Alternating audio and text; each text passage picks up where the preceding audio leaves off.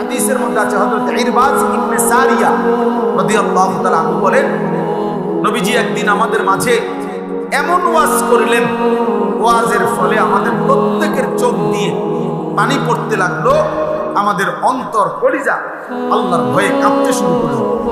জারাফাত মিনহাল উয়ুন ওয়াজিলাত মিনহাল কুলুব। হযরত ইরবাজ বলেন, তখন আমরা নবীজি বয়ান শেষ করে ফেললেন, কথা শেষ করলেন, কিন্তু আমরা কাঁদতেছিলাম আর বলতেছিলাম, ইয়া রাসূলুল্লাহ, আপনি আমাদেরকে যদি আরেকটু বলেন, আমাদেরকে যদি আরেকটু বলতেন। তো আল্লাহর নবী সাল্লাল্লাহু আলাইহি ওয়াসাল্লাম আবার পুনরায় আবার শুরু করছেন, আবার নসিহত করছেন, আবার ওয়াজ করছেন, পুনরায় আরো কথা বলছেন।